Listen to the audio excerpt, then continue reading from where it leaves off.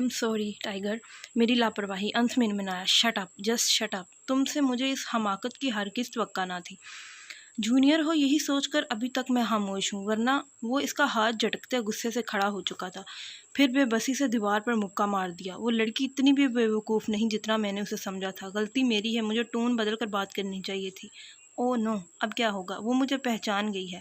वो दोनों हाथों में सर थामे फिर से कुर्सी पर टिक गया। ये वही कमरा था जहाँ बहुत से चार्ट और बड़ा सा मेज़ पड़ा था।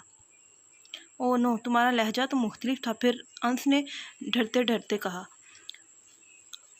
मैं ओडी में उससे मिला था और गुस्से में रियल टोन यूज़ कर बैठा। फिर पेपर लेने गया तब भी मैं गुस्से में था और फिर वही गलती हुई। और आज जब मैंने उसे थाड़ कर स्टैंड अप बोला तब भी मेरी टोन रियल थी और वो इतनी ख़तरनाक सिचुएशन में भी भांप गई। सर सही कहते हैं, तुम गुस्से में आउट ऑफ कंट्रोल हो जाते हो। याद करो, ये मिशन तुम्हारे हवाले करते भी सर ने तुम्हें गुस्से पर काबू रखने को कहा था। तुम्हारा मिन्हाज से नफ़रत का जो पर्सनल रीज़न है, इसे कुछ वक्त के लिए फरामोश कर दो। आज तुम हमेशा सुरखरू हुए हो, हर मिशन में फातिह ठहरे हो। इस बार क्यों ये हमाकतें कर रहे हो? तुम्हें तो अपने लहजे, आवाज़, रूप, तासरात हर चीज़ पर कंट्रोल होता है। अब क्या होता जा रहा है? अंश परेशान होता पूछ रहा था। पिछले 3 सालों से वो हर मिशन पर इसके साथ था। वो सिविलियन था, इसकी ट्रेनिंग अच्छी थी, मगर जाने क्यों वो नीलम को देखकर बदहवास हो गया था। बुरी नज़र ना थी, मगर शहर तो उसे ही कहते हैं जो अकल पर तारी हो जाए। इसके साथ भी ऐसा ही हुआ था। पागल होता जा रहा हूँ मैं। मेरा बस नहीं चल रहा कि अंश के मैं उसका कत्ल, इस काफिर का, फिरौन का गला दबा दूँ, जान से मार दूँ, उसे जिंदा दरगोर कर दूँ।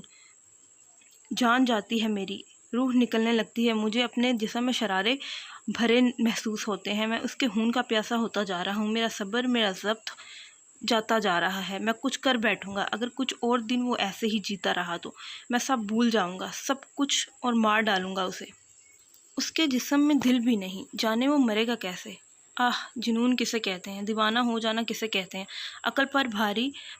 अकल पर जज्बात का हावी हो जाना क्या होता है? अंश को इस पल सामने खड़े अपने सीनियर मेजर आस आलम को देखकर अंदाज़ा हुआ था। वो पहली बार इसका ये रूप देख रहा था। इसकी रंगत सुर्ख हो चुकी थी, इसे खुद खौफ आ रहा था। आस आलम ने मेज़ पर पड़ी हर चीज़ ज़मीन बोस कर दी थी।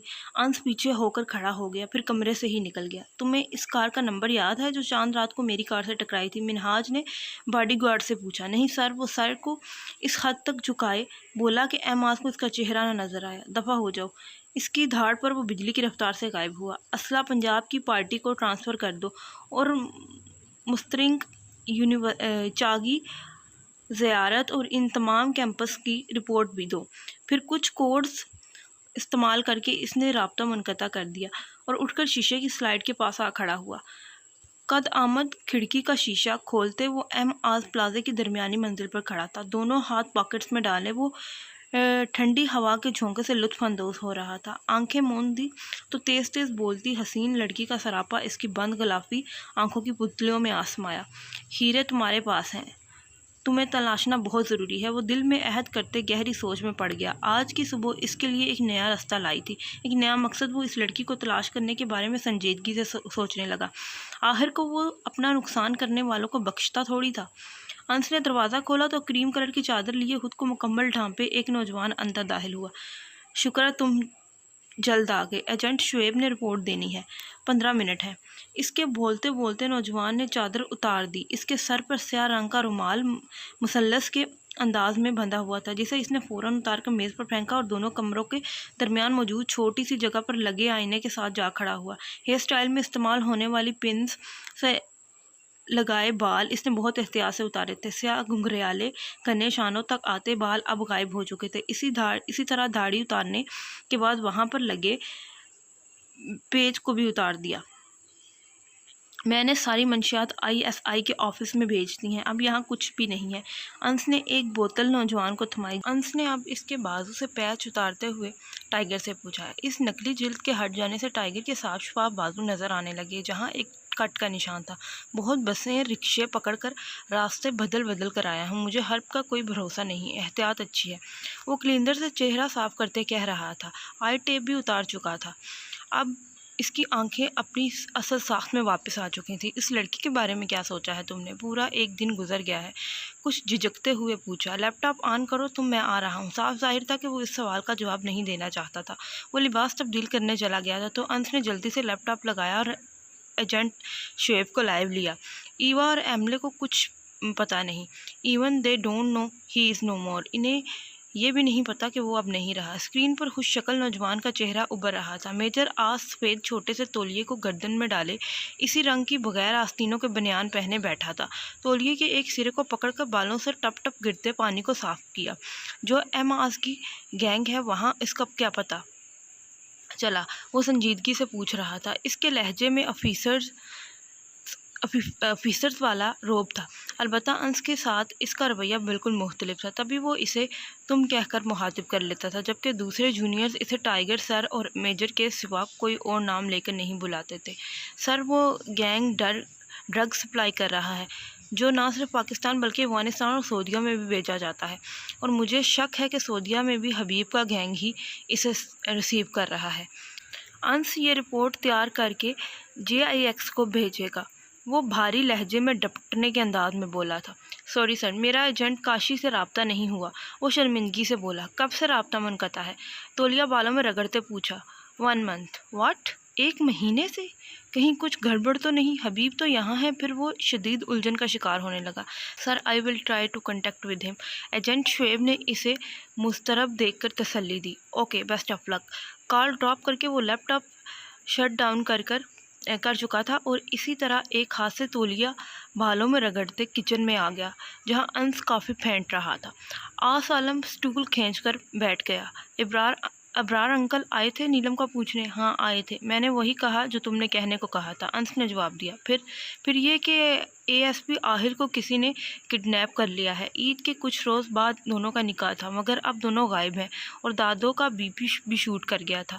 अंश ने तफसीलन बताते ही एक मग इसे थमाया और दूसरा खुद लेकर एक और स्टूल खींचते बैठ गया। बैठे बिठाए एक नई मुसीबत गले पड़ गई है। पहले क्या काम कम थे, अब एक और भी। सबसे बड़ी गलती हमने ये मकान लेकर की है। सोचा आम सा इलाका है, आम से लोग रहते होंगे, और यहाँ देखो मोहल्ले में ही डॉक्टर है, टीचर है, कोई रिपोर्टर है। मुकुड़ कर बोला। ज़रूरी तो नहीं कि आम इलाकों में रहने वाले अच्छे प्रोफेशन के हामिल ना हों। अंश ने काफ़ी का घून भरते कहा। JIX को रिपोर्ट रेडी करके भेजो जल्द से जल्द, हकीमाना लहजे में कहा। Okay sir. वो मुअद्दब बना। काफ़ी पीने के साथ साथ 5 मिनट में मेजर आस ने इसे रिपोर्ट में नुमाया करने वाले पॉइंट्स बताए और फिर उठते हुए इसी आईने के पास आ गया। पास ही लकड़ी की दराज लगी थी जिसमें से ब्लैक कलर के लेंस तलाश करके लगाने के बाद इसने मैग्नेटिक आई लैशेज़ लगाईं और कमरे में घुस गया। सफ़ेद रंग की शर्ट पहनकर वो बाहर निकला। अंश इसने आवाज़ दी और सीढ़ियाँ फैलांगते उतरने लगा। अंश ने दरवाज़ा लॉक कर लिया। आपी बाबा, वो इस जंग आलूदा भारी दरवाजे के साथ लगी बिलक बिलक यही नाम दोहराई जा रही थी। एक पूरा दिन और रात गुजर जाने के बाद अगले दिन की शाम भी होने लगी थी। सूरज का आखिरी सिरा अभी डूबने को था जब इसे खटकने की आवाज़ आई। वो तेज़ी से दरवाजे से पीछे हटी। अंदर दाखिल होने वाली शख्सियत वही थी जिसके दीदार पर इसकी धड़कन की रफ्तार पहली बार तेज़ हुई थी। वो अंदर आने के बाद दरवाजे को ताला लगाने लगा था जब नीलम ने इसके कमर पर मुक्कों की बरसात कर दी। हमें जाने दो बदतमीज़ इंसान, खोलो इसे, हमें जाना है। नहीं तो वो चीही तो नाजुक हाथों को भरपूर इस्तेमाल कर रही थी। इसे लगा जैसे पत्थर या किसी बहुत सख्त सतह पर मार रही है हो। हाथों में टीस मारता दर्द जगमगाने लगा। नहीं तो क्या, वो इसकी दोनों कलाइयाँ एक ही हाथ में जकड़े बोला। दरवाजे पर ताला डाल चुका था। इसके एक हाथ में शॉपर के अंदर डिस्पोजेबल डब्बा था। हमें जाने दें। जब कुछ ना सजाई दिया तो एक बार फिर मिन्नत करने पर उतर आई। आपको तो खुश होना चाहिए कि जिससे आप मोहब्बत करती हैं वो आपके पास है, आपका इतना ख्याल है इसे। देखिए, खाना लाया हूँ आपके लिए। एक दिन से भूखी हैं। वो मजाक कर रहा था या संजीदा था वो अंदाज़ा नहीं लगा सकी थी। अलबत्ता बेबसी की मारे आंसू रवानी से बहने लगे थे। वो ऐसे ही इसकी दोनों कलाइयाँ जकड़े इसे दीवार वाली तरफ ले आया था। वो घसीटती हुई इसके साथ चल रही थी। बैठो, पहले खाना खाओ, फिर आराम और तसल्ली से बात करेंगे। आगे क्या करना है? इसे बिठाकर मेजर आज़ ने शॉपर में से डब्बा निकालकर इसके सामने रखा। साथ पानी की बोतल भी रख दी। नहीं खाना हमें, बस जाना है यहाँ से। हाँ, तुम्हारी क्या दुश्मनी है हमारे साथ? क्यों भेष बदल बदल कर हमसे टकराते हो? क्यों लाए हो हमें यहाँ? वही तकरार वो एक बार फिर शुरू कर चुकी थी, मगर इस बार वो चिल्लाने के बजाय आज़ी और बेबसी से पूछ रही थी, तुम्हें गलतफहमी हो रही है तो मैं क्या कर सकता हूँ? मैं एक आम सा स्मगलर और मर्डरर हूँ। ये भेष बदलने वाले इल्ज़ाम क्यों लगा रही हो मुझ पर? वो कमाल मासूमियत से कह रहा था, इजी सा होकर फर्श पर ऐसे बैठा जैसे इससे ज़्यादा सुकून वाली जगह कोई ना हो। वो इसकी बात का जवाब दिए बिना रोने लगी। घुटनों में सर दिए वो मुसलसल आवाज़ से रो रही थी। तुम ये ड्रामा बंद बाद में कर लेना, अभी चुपचाप खाना खाओ और इसके बाद मेरी बात सुनो। इसका लहजा सख्त था, टोन वही। नीलम फिर भी टस से मस न हुई। तुम पूरा दुपट्टा इसने फैला कर ले रखा था, जिस्म के शेबो फ्रास तक का इल्म नहीं हो रहा था। एज यू विश, ना खाओ, वैसे भी तुम्हारा मरना मेरे हक में बेहतर होगा। खड़े होते हुए वो किस कदर सफाकी से बोला, तुम लोग जो भी कोई भी हो, पुलिस तुम्हें नहीं छोड़ेगी। आहिल भाई सबको जेल में डालेंगे। वो गुस्से की ज्यादती से सुर्ख होती चिल्लाई। इसकी बात पर मुकाबिल के होंठों पर मुस्कुराहट रेंग गई। फिर नीलम ने इसका कहका गूंजते सुना, अच्छा, लेकिन इसके लिए तो तुम्हारे आहिल भाई का जिंदा होना ज़रूरी है ना?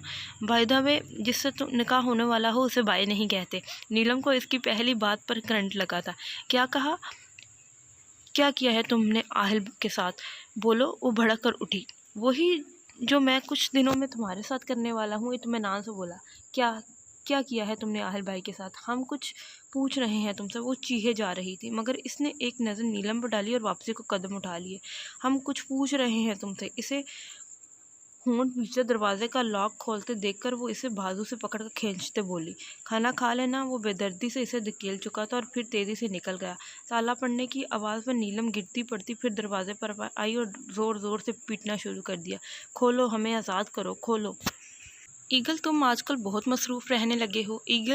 हर्ब ने ईगल को सिगरेट सुलगाते देखकर तंजिया लहजे में कहा, हाँ, ये यूनिवर्सिटी का बच्चा लोगों को हैंडल करना बड़ा काम है, बस इसी में बिजी है हम। और वो इसके तंज का नोटिस लिए बगैर बोला, कौन सी यूनिवर्सिटी जाते हो तुम जो इतना वक्त लगता है? साबका लहजे में ही पूछा गया। तुम्हारे छोड़े गए मुखबर इतला नहीं देते क्या तुम्हें? गहरा कश लेते इसने धुआं हर्ब के मुंह पर छोड़ दिया। हर्ब का चेहरा पल भर में सफ़ेद पड़ चुका था। तुम्हारा चेहरा इतना सफ़ेद क्यों हो रहा है? ईगल अजीब अंदाज में हंसता सीधा होकर आगे को झुकता घुटनों पर कुनिया टिका गया। फिर सिगरेट एश ट्रे में झाड़कर फिर से कश लिया और सामने बैठे हर्ब को देखने लगा। तुम्हें क्या लगता है कि हम क्या करता है? आज तुम खुलकर बता दो हमको। इसकी बेतासुर निगाहों में पल भर को चैलेंज उभरा था।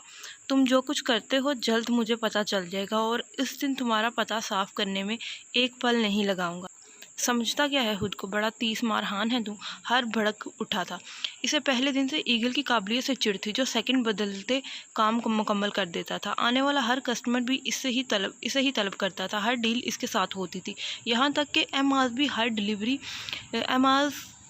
हर डिलीवरी बआसानी इसके हवाले करके पुरसकून हो जाता था। बड़ी आग लग रही है तुमको। पेशावर वाला पार्टी भी तुम्हारे बजाय सर ने हमारे हवाले कर दिया। ईगल का अंदाज साफ चढ़ाने वाला था। हद का कंट्रोल खोने लगा था। चेहरा जिल्लत के मारे सुर्ख होता जा रहा था। इसका मजाक उड़ाता अंदाज हर्ब को आग ही लगा चुका था। वो आगे बढ़ा और सीधा हाथ का एक मुक्का बनाकर पूरी कुव्वत से ईगल की नाक पर मारा। खून की बारीक सी लकीर नाक से बह निकली थी। ईगल का चेहरा भी मुड़ चुका था। गीलेपन का एहसास करते इसने हाथ की पुश से अंदाज़ा लगाया था। खून को उंगली पर देखकर ईगल की आंखों में रंग हो चुकी थी। वो झटके से उठा और हाथ घुमाकर पंच हर्ब के दाएं गाल पर रसीद किया था। इतने भारी हाथ पर वो चंद कदम लड़खड़ाकर पीछे हुआ। फिर अचानक वो भी अपनी जलालत का बदला लेने को ईगल पर टूट पड़ा। ईगल ने भी अपने दिफा में भरपूर हाथ पैर चलाते इसे जख्मी कर डाला था। ज़मीन पर चित लटाए वो इसे अंधाधुंध मार रहा था। फिर एक और मुक्का भरपूर नफरत से मारते वो अपनी कूहनी से नाक से बहते खून साफ करता, नफरत से इसे देखता खड़ा हुआ और झटके से दरवाज़ा खोलता, लंबे लंबे डग भरता बाहर निकल गया। इस के पीछे जाओ, मार मार कर हड्डियाँ तोड़ो। हर मुश्किल तमाम अपनी बात मुकम्मल कर पाया। जिस्म में दर्द से टीसें उठ रही थी। वो कराहते हुए बहुत तकलीफ से उठा था। तुमने अब खुल्म खुला दुश्मनी मोल ले ली है ईगल। अब इतनी आसानी से मैं तुम्हें नहीं बख्शूंगा।